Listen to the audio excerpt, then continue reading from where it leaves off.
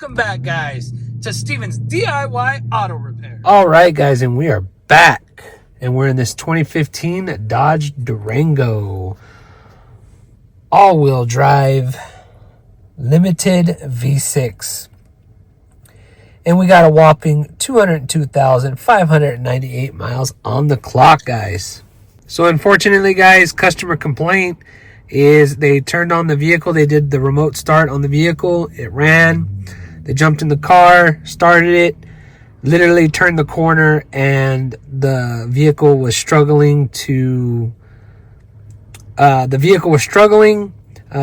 have any power, didn't want to go, and it eventually just shut off. And then trying to start it, this is obviously what you get. It just keeps cranking and cranking. So unfortunately, I didn't bring you along, but basically what we did was we checked the starter relay real quick, just did a visual inspection, checked the starter relays. Relay was good. And then we just shot some starter fluid in the air intake, and it started almost immediately, which tells us we got a fuel delivery problem. We can just by doing that, we can already eliminate a lot of the other components that we need in order to make the car start. So we got a fuel delivery problem. So it could be a couple things. It could be a fuel pump. It could be injectors. So what we did was we brought out our scan tool. We just took a look at a couple things. Some live data. Right here we have the freeze frame data, and on here you can see the fuel rail pressure was 0. This is the... Sorry, guys. Put you in the other hand over here. So as you can see, fuel rail pressure is 0. This is from our freeze frame data. We do have 2 codes that popped up. They are fuel related codes. See if we can get out of here.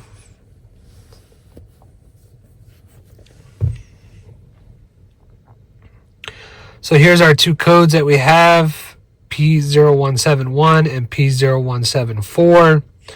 They're both pending, and they're both for lean, which does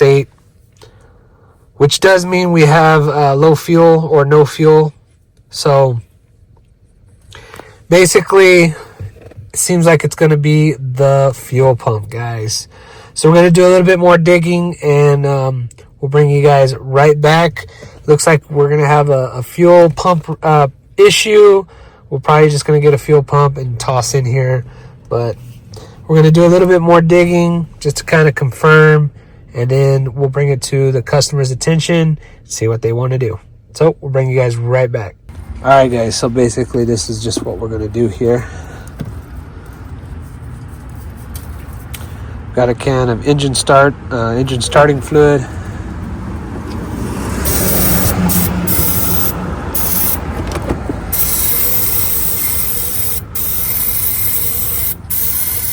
So soak it in there.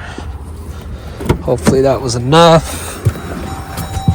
I'm gonna come in here. Starts right up. Takes a minute, starts up, and then dies. So basically, guys, a little bit of starting fluid shows us we got a fuel delivery problem. So there you have it, guys. So real quick, we're going to take a look at some live data.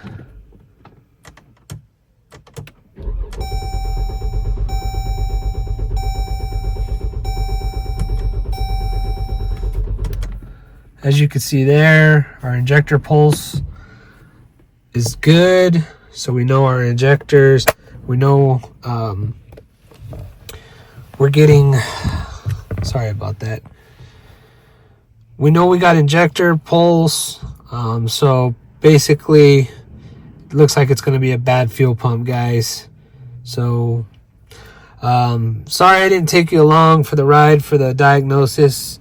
We're not feeling too well, and it's something we got to get done quickly. So we just did our preliminary checks here, and I thought I'd just bring you along and just kind of give you a real quick brief summary of what we did in order to find out basically what our issue is. So we'll present it to the customer, and then if we get the job, we'll bring you guys along for the ride. So anyway, guys, hopefully that makes sense. I do apologize that I didn't bring you along for the whole diagnosis, but it's real simple.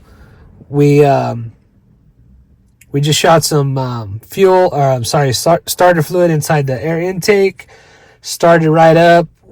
Definitely shows us we got a fuel delivery problem. It could be at certain points, whether it's the fuel pump, the injectors, so on and so forth. But it looks like it's going to be a bad fuel pump for us. So anyway, guys, there you have it. I won't post this video until I determine whether we get the job or not. More than likely, we're going to get the job because it needs to be, customer needs the vehicle. So stand by, guys. All right, guys, and we are back.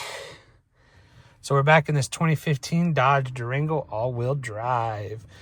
So we have a fuel pump pressure issue. We called it as a fuel pump. We actually got the job. So here, guys, we have our new fuel pump. We got our new fuel pump here. Pretty expensive fuel pump. I believe it's like $350. So I believe the fuel pump was like $350. Pretty expensive fuel pump. We got this from AutoZone, not a sponsor. However, AutoZone has two for this vehicle. So if you're unaware, this particular vehicle has two fuel pumps. It has a primary and basically a secondary fuel pump. It's very confusing because on service information, it's the primary fuel pump on the left. The other fuel pump is considered a secondary or an auxiliary type pump, right? Well, when you're looking up for this pump, at least on AutoZone, they have two different brands. One is noted as the primary fuel pump, and one, which we have here, the Delphi is coded or noted as the left fuel pump. So we went with the Delphi, noted as the left fuel pump. So just keep that in mind. I believe they're exactly the same. I believe they're both the primary fuel pump. But we've used Delphi technologies in the past, and we've really had some really good results with it. So we went with this one. Once we pull the fuel pump out and we determine if it's the wrong one, then we'll go from there. But just as a note, guys, also the fuel pump on this thing is going to be a nightmare. So the fuel tank is a saddle style type fuel tank, which means it's straddling not only the exhaust, but your rear drive shaft. So you're going to have to take a lot of stuff off, of course. You're going to have to take off your exhaust, your rear exhaust. You're going to have to take off your drive shaft, your heat shield, as well as unplug all of your fuel lines and your evap system. So that's what we're going to do. It's going to be a job. So we'll bring you guys along. We'll show you guys as much as we can and give you some tips and tricks along the way. So if I don't get to film the entire thing, I do apologize, guys. We really need to get this done. We don't have a lot of time like we used to work on the vehicles. So we're going to try to get this done as soon as possible and bring you guys along for the ride. So there you have it, guys. Without further ado, let's go ahead and go jump right into this. All right, guys, so we're under our vehicle and we're going to have to take the whole rear exhaust off. So we're going to start right here. Let's see if I can get a better angle. So here and here is 13 mil. Same with over here. So we're just going to take these apart. We already got this side cracked loose. We sprayed some penetrating oil on it and let it set for about 5-10 minutes. Same with on this side. So we're gonna crack these loose, and then we'll move on. And yeah, so like I said, you're gonna have to take off your exhaust, your heat shield, your drive shaft. This whole rear portion is gonna have to come off. So we'll bring you guys right back. So like I said, we got these cracked loose. So we're just gonna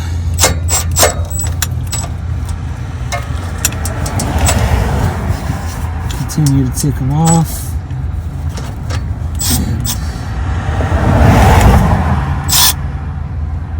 And of course our battery's dead.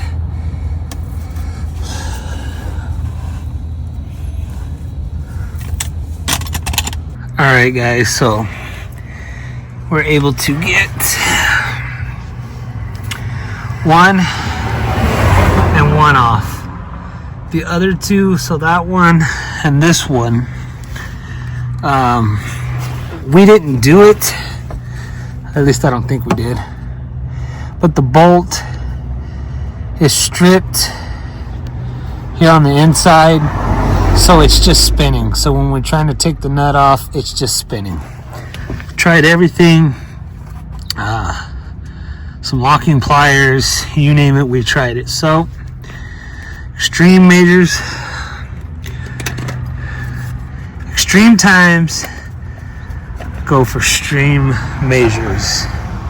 So we're just gonna cut this damn thing off. I'm tired of dealing with it. So we're just gonna cut it off. We actually just picked this up. It's something we've been wanting for a while, and it just gave us an excuse to go ahead and purchase it. So we got that, and we're using the new icon light. I was gonna do a video on this prior to opening it. We haven't got to it yet, but we will. But 2 new tools to show on the channel. So we're gonna go ahead, cut this off, cut that off, and start moving on, because this is the first we've done and we already got a hang up. So let's get this off. So there we go guys, got it out. That thing is damn impressive. Man, I've been wanting to buy that for a long time, and I've been missing out. That thing cut like butter. Very impressive, very compact. So let's move on. Okay guys, so we took our exhaust hanger tool from Gear Wrench and took off our exhaust hanger here toward the rear. The one on the driver's side was not even in, so we didn't have to do that. The bad part is here at the rear.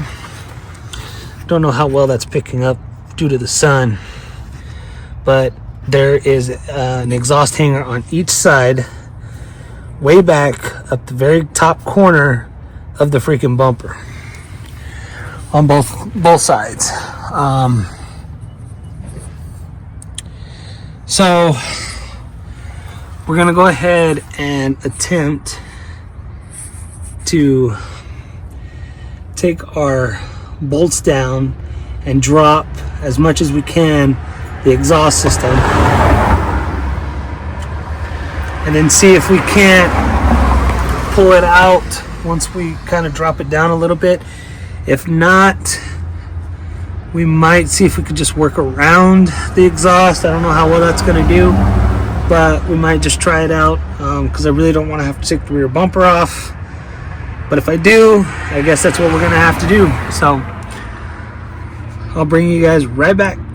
Alright guys, so here under our exhaust system we have 2 13mm bolts, and we have the same on the opposite side there.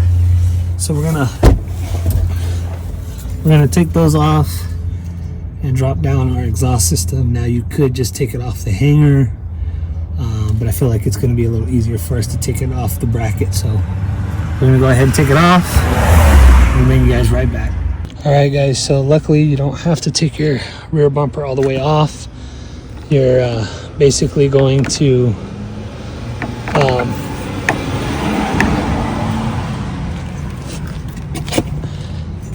so you're basically going to pull the little plastic pins, and I think there's a 1/10 10 millimeter fastener here. Pull that off, pull your trim out, and then you're gonna have, I believe it's a 7 millimeter fastener here, and then you can just pop it off. And then as you can see, we have access to our rear passenger exhaust hanger. So we're gonna take that down, do the other side the same way, and then we'll bring you guys right back. Okay guys, so as you can see, our exhaust is out of the way, and hopefully I can hold this. So here is your tank, and on that side right there, and as you can see, it straddles, or it saddles the drive shaft here. So we're going to take this heat shield off so that we can have access to our fuel tank as well as our drive shaft there. So we'll bring you guys right back. All right guys, so we got our two fasteners here. For whatever reason, this is going to be a 10, this is going to be 11 millimeter. So we're going to go ahead, crack those loose.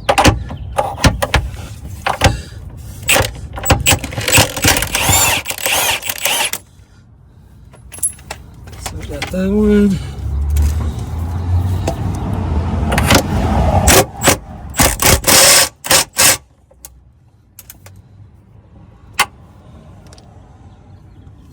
Okay, so I take it back. Both going to be 10 millimeter.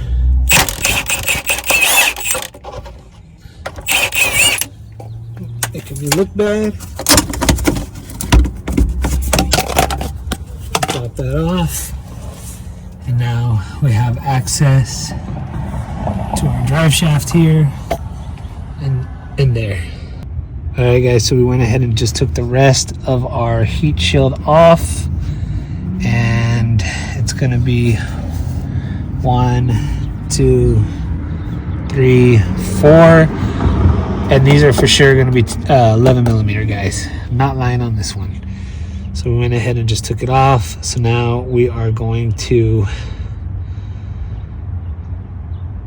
separate our drive shaft. So we have our center bearing, center support here. And then we have our rear and here. So this is going to be a little tricky, guys. And you're going to, if you have another person, it'll be a lot easier. But for me, I'm by myself, so it's going to be a lot harder. So we're going to have to literally crack the ones loose that we could get to. Looks like we got quite a bit of room, so we might be okay. On the other end, might be a little bit different. But basically, you're just gonna crack what you can loose, and then you're gonna have to put the vehicle in neutral, spin the drive shaft, and then get the other ones that you can't get to. It's a lot easier if you have another person. If not, you're gonna have to climb under, crack loose what you can, and then go up top, put it in neutral, come back down, spin the drive shaft. Then you're gonna have to get it to where you need it, go back up top, take it off neutral, crack it loose, go back up, put it neutral, come down, spin the drive shaft, go back up, take the neutral off, and crack it loose. So you guys get the idea. So that's what we're going to do. We'll bring you guys back once we get the drive shaft removed. I do suggest marking the drive shaft. We're going to do it. Basically, we're going to take a marker and mark where the drive shaft lines up so we can get it back into place per the manufacturer specifications. If you do not do that, you can develop some type of vibration if you do not mark it and put it back where they line up where it originally was. So anyway guys, there you have it. We will bring you guys right back once we get this done. Okay guys, so before we start working on our drive shaft, we have this little skid plate. It does overlap our fuel tank just a little bit, so we're gonna go ahead, hammer this off, just just to get it out the way. So you're gonna have one. Doing it blind, guys. Doing it blind. I believe you're gonna have this one here, 2, 3, 4. So you're gonna have 4 fasteners, and I believe they're gonna be a 10 mil. Let's see.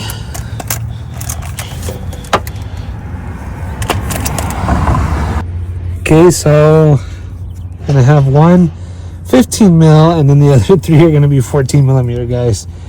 This car is all over the place, so we're gonna go ahead and hammer these off, remove this, and then we'll move on.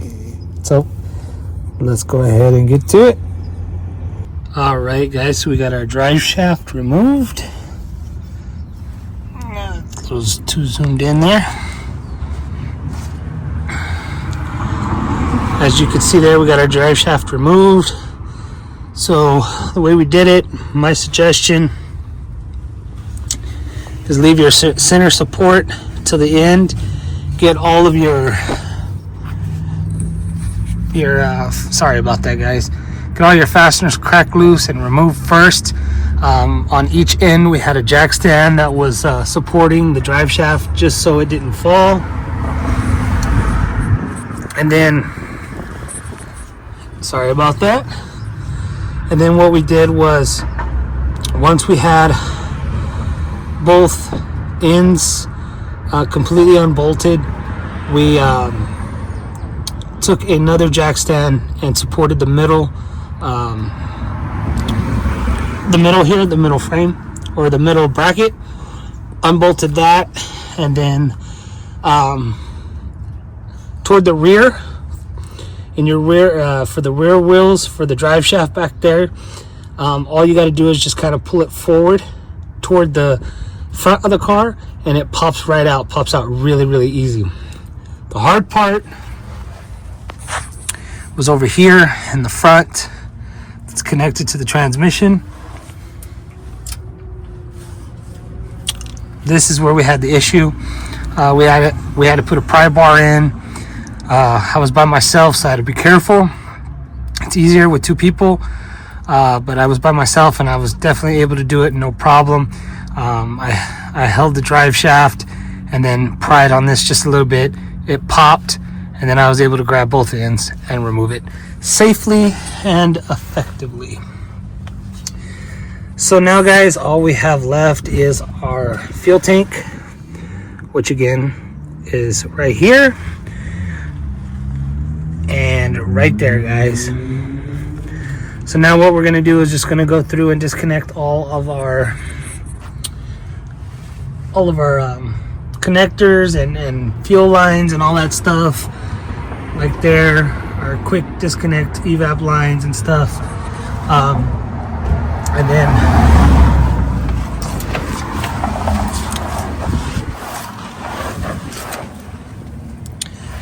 over here, we're going to disconnect our filler hose, and this is also the way it's going to drain out, or at least that's the way we're going to do it. I believe there's maybe a quarter to less than a quarter, hopefully. Customer doesn't remember, so hopefully it's about a quarter of a tank. And then yeah, get everything disconnected, and then we'll bring this bad boy down. So we're gonna go ahead and do all that, and then we'll bring you guys right back. All right, guys, so we got our fuel tank down. Important to note, you have one connector here, one connector on your other side where your auxiliary or your secondary fuel pump is, and then you got this third connector up here. Once you disconnect them, you're good to go. On the ones here, there is this red tab that you got to pull back, then hit this, press down, and then it releases. So there you have it, guys. There's our fuel tank down. So we're going to pull it out and remove the fuel pump. So the way we did it, the best way I found was I got a small jack with the long enough 2x4 to reach both ends of the saddle, and I used that as my main brace, mostly toward the middle here where the saddle piece is. And as I started bringing it down, I didn't know how much room I had for the connectors, so I put a jack on each side and lowered it all down by like that, all three, going around and lowering it until I could see. So there you have it, guys. So we're gonna pull this out and pull the fuel pump out. Okay, guys, so we got our old fuel pump out, and it will come up with the hose, thankfully. Just got to do a little bit of maneuvering and pulling, and then there's going to be two red tabs in here. You're going to push, and this tab's going to pull out, and then you can remove your old fuel pump. So we have our new one here, like I mentioned earlier. Here's the part number. This one's a little different, but I think we're going to be okay because I think everything is just encased in this housing rather than the way this one is. When we pulled it up, we kind of pulled this out, so you're also going to have to take off your hose and put on your new one. So we're going to go ahead and install this, and we'll bring you right back. All right, guys, so we got our new fuel filter in. We switched over our line, and we're good to go. So easy peasy. So the hardest part, this tank's actually pretty full. We should try to empty it, but I have an idea of how I'm going to do it.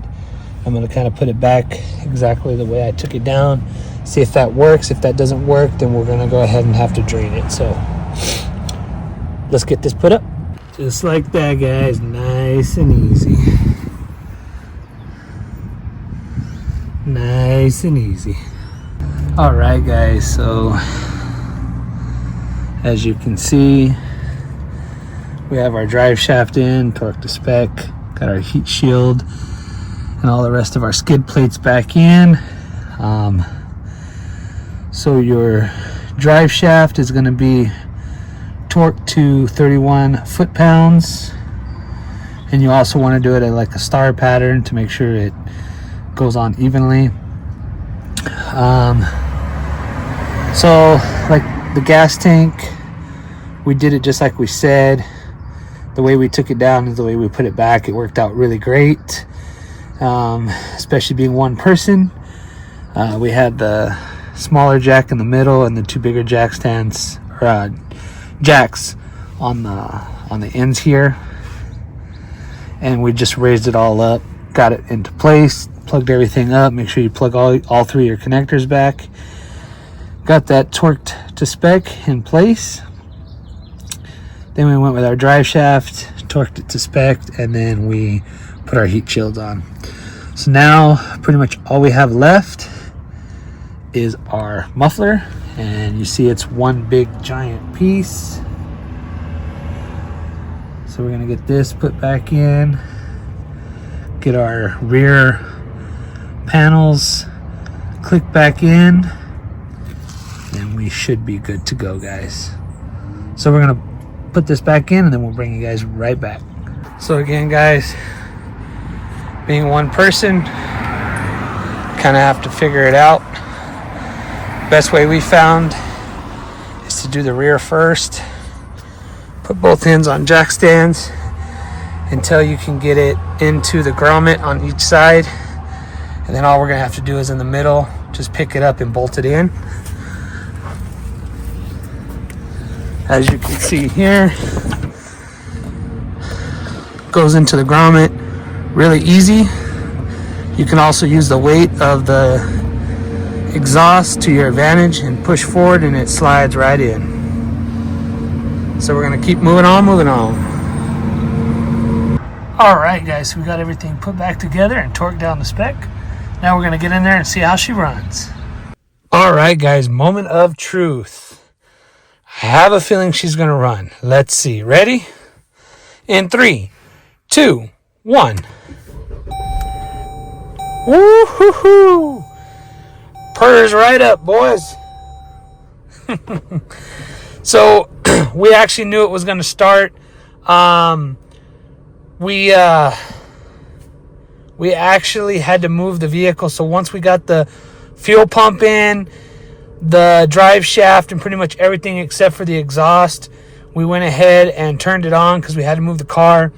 The customer actually already got a ticket for being parked too far from the curb, so we had to move the vehicle. So we already knew it started, but purrs right up. So that was the issue, guys. So there you have it, guys. That is how you swap out your primary fuel pump in your Dodge Durango. Just as a reminder, this specific model, and as well as most of the models, have a saddle type fuel tank. So the primary is going to be on the left, which is on the driver's side, and then you're going to have your secondary on the right side. So just as a reminder, guys, the right side looks a whole lot different. It's a skinny, small one, totally different. There's no way you can mess it up by swapping those, because you'll see the difference. The drive shaft, I don't know if I mentioned, the socket size is going to be a T8, as well as the torque spec on that's going to be a 31 foot-pounds. That's mostly that's the most important to know. Also, mark your drive shaft so you can put it back per manufacturer specifications. If you don't, you could get a vibration in your drive shaft, so just be aware. Also, when you go around torquing all of your bolts to your flange, make sure you mark them. We like to use just tape, put tape over the bolt, so we already know that we took care of that one, or you can use paint marker, whatever you prefer. So anyway, guys, there you have it. I'm finding out that these Dodge Durangos are actually pretty difficult to work on. You got to take pretty much everything apart to get to a small part, or a part that would normally typically fail. But anyway, guys, there you have it. Hopefully this was insightful. I apologize I didn't get to film too much of it. We had to hurry up. Like I said, customer already got a ticket for being parked too far from the curb. So there you have it, guys. If you guys like this video, make sure to go down there and hit that thumbs up. Let me know you liked it. Leave a comment in the comment section below. So anyway, guys, as always, if you guys like this video, make sure to hit that like button. If you guys would like to be notified when I put out another video, make sure to hit that bell notification. And as always, guys, please subscribe to my channel for more informational videos and DIY projects. And until next time, guys, have a good one.